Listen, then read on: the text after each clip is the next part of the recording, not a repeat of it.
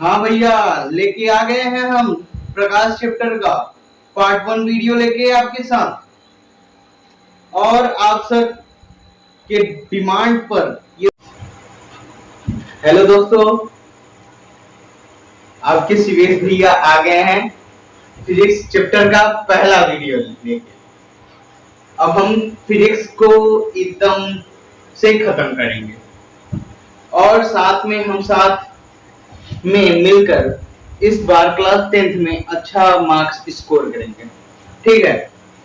और मेरे कुछ छोटे भाई और बहन ने बोला कि भैया फिजिक्स पढ़ाइए, फिजिक्स स्टार्ट करिए। तो मैंने आज ही कहा कि चलो ठीक है भैया, आप लोगों के लिए, मेरे छोटे भैया, आप सबके लिए क्लास मैं स्टार्ट ही कर देता हूँ, ठीक है। तो आज से मैं क्लास स्टार्ट कर रहा हूँ। डेली का डेली मैं वीडियो अपलोड करूंगा, ठीक है। और मैं एक प्लेलिस्ट बनाता जाऊंगा, उस प्लेलिस्ट में आप जाकर वीडियोस को देख सकते हैं। तो चलिए हम स्टार्ट करते हैं, लेट्स गो। तो हमारा आज का टॉपिक है पहला, फिजिक्स का चैप्टर 10 है, ठीक है। चैप्टर 10 है और पार्ट का नाम है प्रकाश। प्रकाश का परावर्तन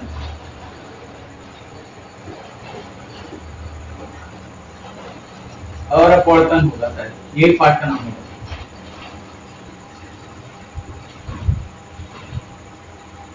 ठीक है, दिख रहा है? ये हो गया हमारा पार्ट का नाम। तो भैया बात आता है, अगर प्रकाश चैप्टर की बात करें तो हमारी जीवन में जो प्रकाश है इसको आप समझते हैं, प्रकाश किस प्रकार से हमारे दैनिक जीवन में कार्य करता है। सबसे पहले हम जानते हैं, आप प्रकाश को जानते हैं या नहीं? प्रकाश को हर एक बच्चा जानता है, क्योंकि प्रकाश अगर ना हो तो हम ना होंगे, प्रकाश अगर ना हो तो हम ना होंगे। अभी भैया आपने ये कैसे बोल दिया? प्रकाश और हम में, इस दोनों में क्या संबंध है? हाँ भैया संबंध है। तो आगे बात करते हैं ना, क्या संबंध है। तो प्रकाश को हम एक परिभाषा के रूप में समझते हैं पहले, फिर उसके बाद हम डीपली समझेंगे। तो प्रकाश की जो परिभाषा है, प्रकाश एक प्रकार की ऊर्जा है।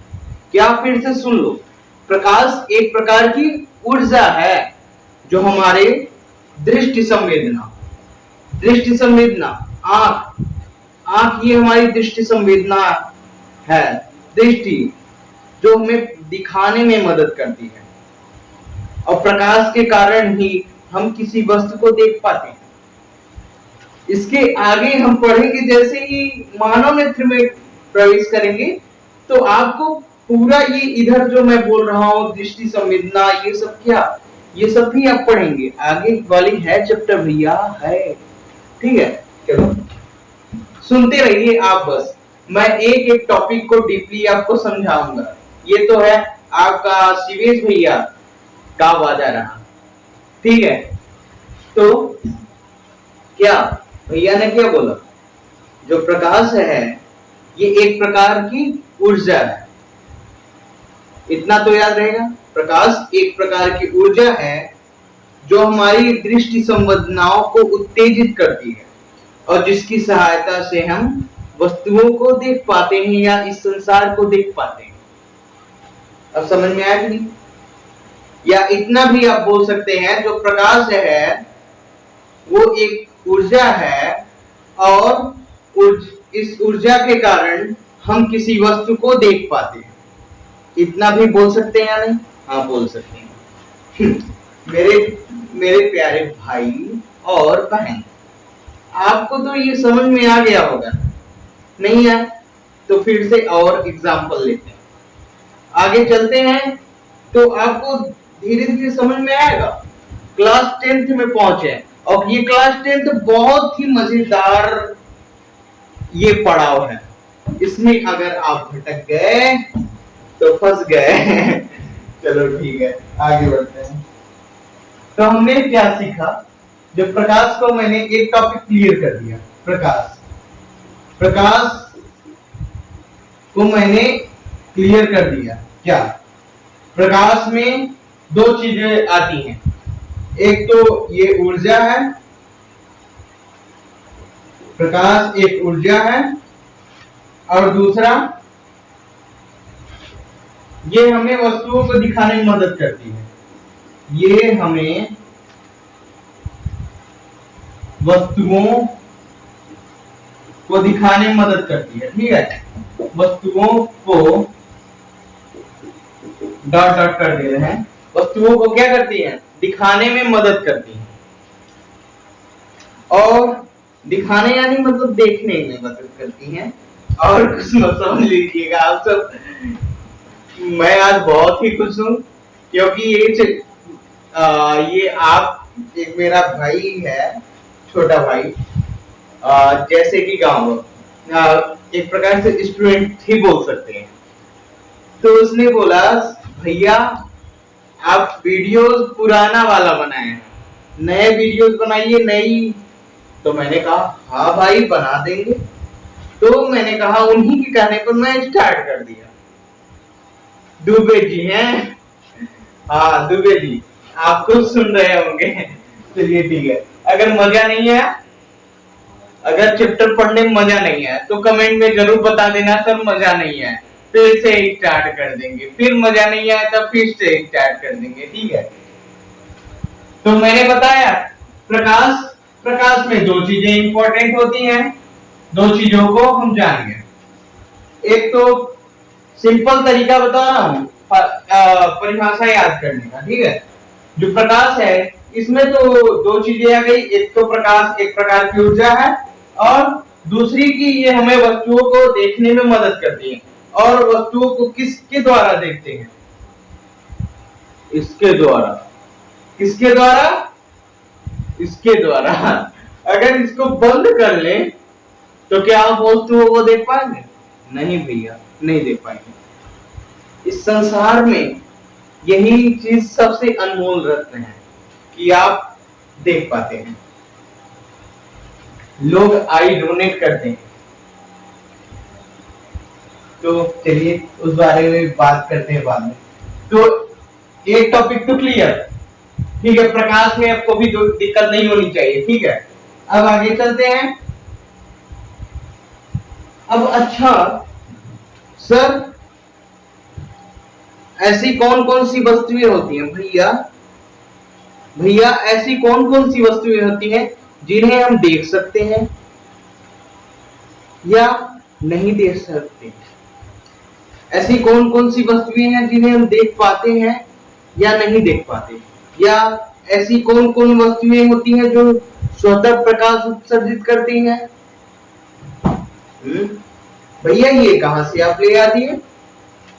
हाँ समझते हैं ना, दो वस्तुएं होती हैं, एक प्रदीप्त वस्तुएं और दूसरी अदीप्त वस्तुएं। और ये प्रदीप्त वस्तुएं क्या होती हैं? वे वस्तुएं जो स्वतः प्रकाश उत्सर्जित करती हैं, स्वतः प्रकाश उत्सर्जित करती हैं, जिसके पास स्वयं पावर होता है फैलाने का, स्वयं पावर होता है फैलाने का, इस संसार में दिखाने का।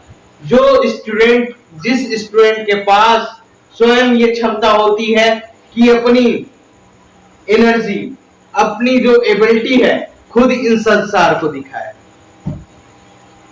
जो अपने पास इस इच्छा शक्ति है उसको अपने अंदर जागृत करे और इस संसार को दिखाए, इस संसार में प्रकाश फैलाए।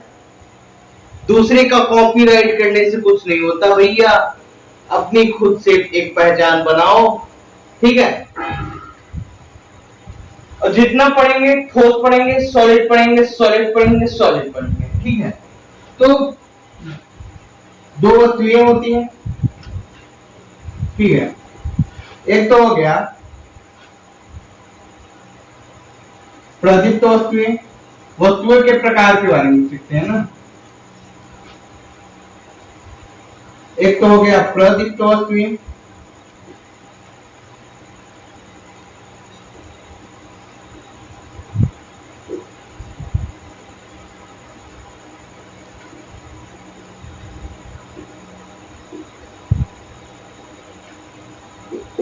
दो टॉपिक क्लियर, दो टॉपिक क्लियर।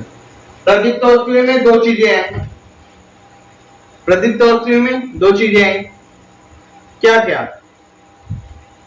एक तो स्वतः प्रकाश उत्सर्जित करती है, मतलब अपने से प्रकाश फैलाती है, और दूसरा ये है कि वो कब प्रकाश, अगर किसी वस्तु को अंधेरे में रख दिया जाए, और उस वस्तु का नाम ले लूंगा, अभी बता दूंगा ऐसी कौन कौन सी वस्तुएं हैं जो अपने आप प्रकाश को उत्सर्जित करती हैं।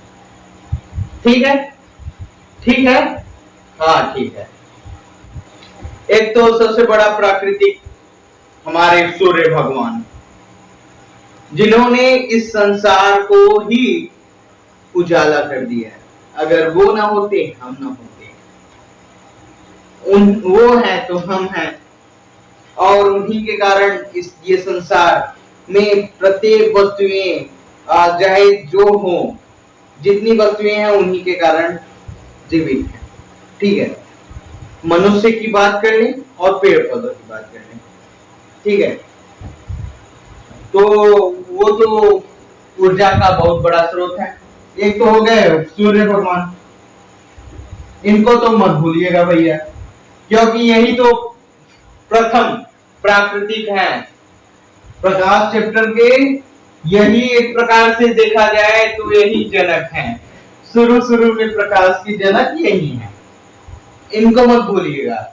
बाकी सबको भूल जाइएगा तब भी कोई दिक्कत नहीं है, लेकिन इनको तो कभी मत भूलिएगा। एक तो सूर्य हो गए, और तारे हो गए, जलता हुआ मोमबत्ती हो गया,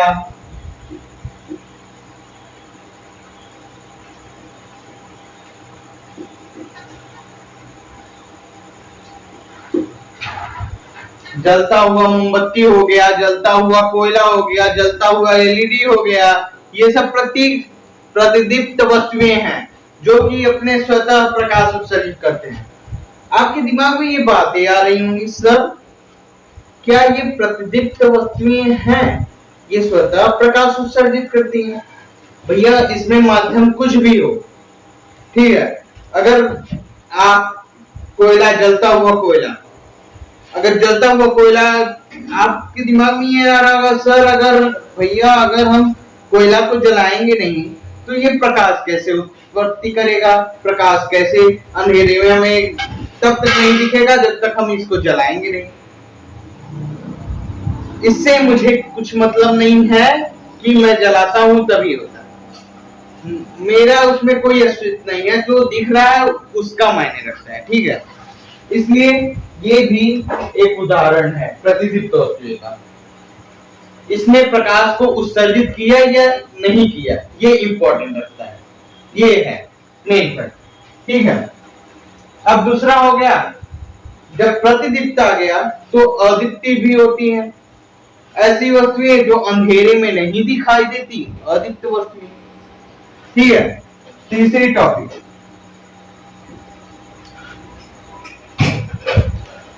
अदीप्त।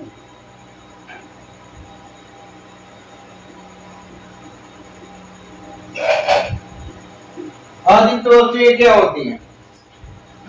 ऐसी वस्तुएं जो अंधेरे में नहीं दिखाई देती, अदीप्त वस्तुएं कहलाती हैं। जैसे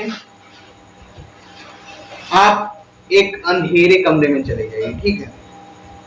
अंधेरे कमरे में गए, इमेजिन कर लीजिए भैया आप एक प्रकार से अंधेरे कमरे में चले गए, ठीक है। और जब आपने आंख बंद किया, ठीक है, आपने आंख बंद किया तो वहां कुछ दिखाई पड़ता है? नहीं दिखाई पड़ा, नहीं। अब जब आप कमरे में घुसे तो वहां की वस्तुएं दिखाई नहीं पड़ी, तो उसमें क्या हुआ?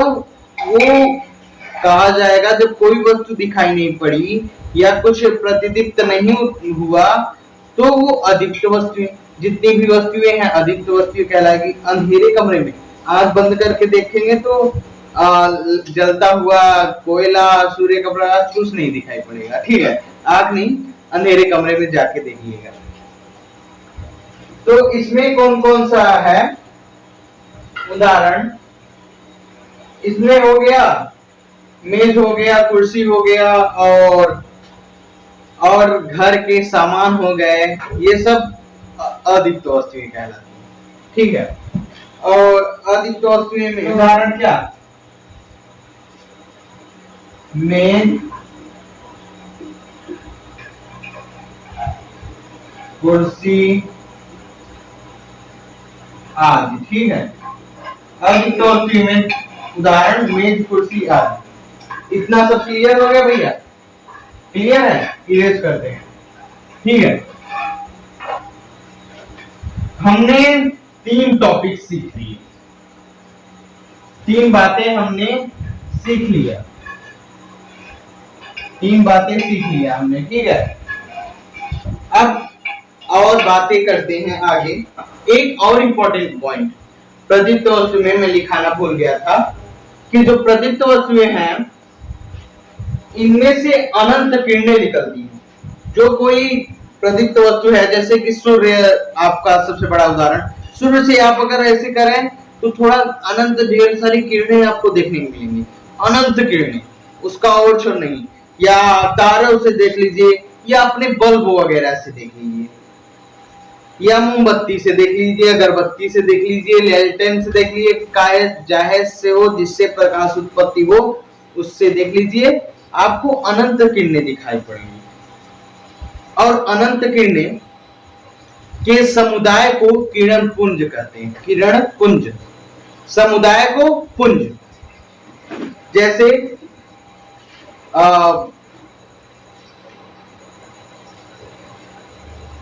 ठीक है, पुंज, किरणों के समुदाय को पुंज कहते हैं। समुदाय मतलब जहां एक झार है, ठीक है, जहां ढेर सारे लोग उसी में निकले तो किरण पुंज कहलाता। ठीक है।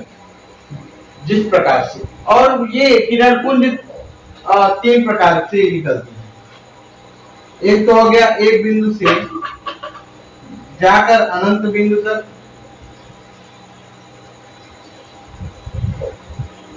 ठीक है, ये फिगर आपको दिख रहा होगा। इसमें क्या हो रही है, ये किरणें एक बिंदु से निकलकर जा रही हैं।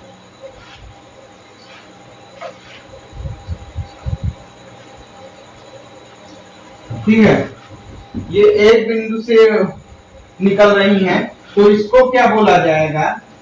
अपसारी। अपसारी किरणें। ठीक है, इसको क्या बोला जाएगा? अपसारी किरणें। पहले फिगर को, जब प्रकाश की किरण किसी एक बिंदु से निकलती हैं, जब प्रकाश की किरणें किसी एक बिंदु से निकलती हैं तो उसे अपसारी किरणें कहते हैं। ठीक है, यहाँ पर निकलती हुई प्रतीत होगी, प्रकाश जो है झकाझक निकल रही है। ठीक है, इसको बढ़ाएंगे तो यहाँ से बिंदु, जैसे बिंदु है, यहाँ से झकाझक प्रकाश की किरणें निकलेंगी। अब एक तो और दूसरी जो किरण है दिख रहा है,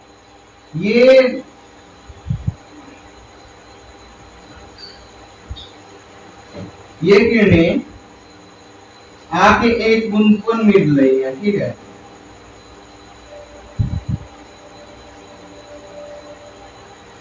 ढेर सारी किरणें, यदि ढेर सारी किरणें किरण पुंज आकर किसी एक बिंदु पर मिले, तो इसे अभिसारी, ठीक है, अभिसारी किरण पुंज कहेंगे। ठीक है, जब प्रकाश की किरणें या किरण पुंज किसी एक बिंदु पर आकर मिले तो उसे अभिसारी किरण पुंज कहेंगे। समझ में आया? कानवा खोल लो भैया। चलो, अब तीसरा किरण पुंज को समझते हैं। तीसरा, समांतर। जब प्रकाश की किरणें समांतर, जब प्रकाश की किरणें समांतर जाए तो उसे समांतर किरण पुंज कहेंगे, समांतर किरणें कहेंगे, किरणें, ठीक है, इसे समांतर किरणें कहते हैं।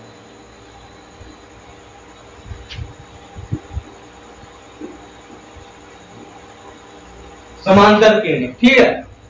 मैंने 3 पॉइंट बताया। एक तो अपसारी किसे कहते हैं, जब, सुनो ध्यान से, अपसारी किरणें किसे कहते हैं, जब किरण पुंज किसी एक बिंदु से निकले, जब प्रकाश की किरणें किसी एक बिंदु से निकले, या जब प्रकाश की किरणें किसी एक बिंदु से निकले तो उसे अपसारी किरणें कहते हैं। और जब प्रकाश की किरणें या किरण पुंज किसी एक बिंदु पर जाकर मिले तो उसे अभिसारी किरणें कहते हैं। और तीसरा, जब प्रकाश की किरणें समांतर चली जाती हैं तो उसे समांतर किरणें कहते हैं। अब आगे चलते हैं। ये तो मैं पॉइंट भूलता जा रहा था, जो कि बहुत ही इंपॉर्टेंट पॉइंट है। आगे बढ़ते हैं ना भैया, समझ में आया? ये छोटे भैया आपके सिविल भैया हैं, और सिविल भैया का अगर न समझ में तो डायरेक्टली कमेंट बॉक्स में लिख देना भैया, अगर ईमानदारी से लिख देना नहीं समझ में आया, ईमानदारी से लिखना नहीं समझ में आया भैया, मैं दोबारा क्लास चलाऊंगा यार, मेहनत करूंगा आपके लिए। और साथ में एक आपके लिए एक रिक्वेस्ट है कि जो करना आप ईमानदारी से करना। अगर आप पढ़ाई कर रहे हैं तो ईमानदारी से, किसको धोखा दे रहे हैं भैया? अपने आप को। अगर धोखा देंगे अपने आप को, वीडियोस को पूरा देखिएगा। जब भी पढ़ने बैठे, अगर आपको रिवीजन करना है, दोबारा रिवीजन करिए, दोबारा वीडियो देखिए। नहीं, फिर भी नहीं समझ जाए तो मेरा कांटेक्ट नंबर है, मेरे पर मैसेज कर दीजिए कि भैया आप जो पढ़ाते हैं नहीं समझ में, अगर नहीं समझ में आता तो मैं दोबारा वीडियो बनाऊंगा, दोबारा पढ़ाऊंगा, या आपको प्रयास करूंगा पढ़ाने का, वीडियो कॉलिंग ऑनलाइन आपके समक्ष ही पढ़ा दूंगा, ठीक है। अब चलते हैं। मैंने कभी ऐसे भाइयों का साथ नहीं छोड़ा जो कि एक कमजोर स्टूडेंट है, याद रखिएगा, मैंने कभी साथ नहीं छोड़ा और ना ही छोड़ूंगा। आप मेरे छोटे भाई हैं और रहेंगे। चलिए आगे बढ़ते हैं। अब सीखते हैं प्रकाश का प्रकीर्णन। चौथा टॉपिक है, 3 टॉपिक आपको याद होगा। पहला टॉपिक पढ़ाया था प्रकाश, दूसरा टॉपिक पढ़ाया, याद करो, प्रतिदीप्त वस्तु, तीसरा टॉपिक पढ़ाया अदीप्त वस्तु, और चौथा टॉपिक पढ़ाया प्रतिदीप्त वस्तु के प्रकार। और 5वां टॉपिक चलने वाला हूं, ठीक है, 5वां टॉपिक चलने वाला हूं। 5वां टॉपिक है हमारी प्रकाश का प्रकीर्णन। प्रकाश का प्रकीर्णन, स्कैटरिंग। ये प्रकाश का प्रकीर्णन क्या है भैया? शिवेश भैया, प्रकाश का प्रकीर्णन क्या है बता दिया। दुबे जी, आपको सुनाई दे रहा है? सुनते रहिए। और हमारे छोटका भैया सुनो ध्यान से कि क्या होता है प्रकाश का प्रकीर्णन। आपको शब्दों से मालूम चल रहा होगा ये कि प्रकाश का प्रकीर्णन यानी फैलना, प्रकीर्णन यानी फैलना।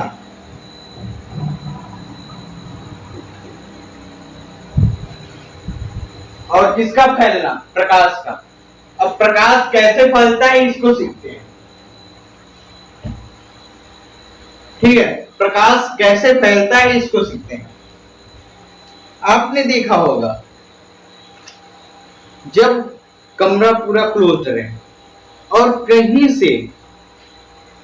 से एक छोटा सा छेद रहे कमरे में, तो आपको एक प्रकाश की रेखाएं बनती हुई दिखाई पड़ेंगी।